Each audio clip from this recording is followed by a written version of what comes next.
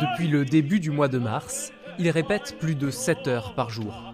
Ils interprètent Alfredo, Gaston, Flora et bien sûr Violetta, les personnages principaux de la Traviata. Le piano se charge pour l'instant de l'accompagnement, mais il faut penser surtout à l'orchestre qui le remplacera. Non, je respire pas avant le rythme. Mais tu prends du temps un peu. C'est tout ce qui est cordes. Je suis attentive à la façon dont les solistes respirent pour, une fois l'orchestre en main, pouvoir permettre aux solistes de déployer leur voix et du coup tenir l'orchestre en fait pour que la musique puisse se faire. Donc l'idée en fait c'est de prendre toutes les informations des solistes pour ne pas les brusquer au moment où il y aura l'orchestre. La Traviata, c'est l'histoire d'un amour impossible entre une courtisane et un garçon de bonne famille. La metteuse en scène a décidé de la transposer à notre époque pour questionner ce qui demeure aujourd'hui des luttes des classes. J'ai opposé le monde d'une artiste un peu underground, de street art, etc., avec une famille éminemment bourgeoise.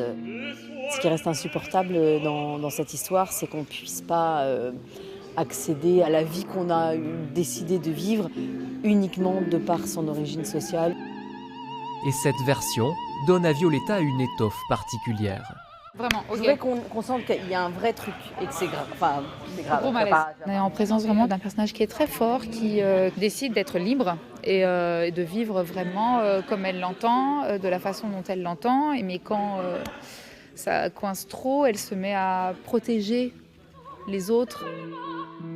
Je pense que là, dans cette version, elle me semble plus forte que d'autres fois où j'ai pu la chanter. À une semaine de la Générale, vous voyez à quoi va ressembler ce Lab Opéra 2023 ?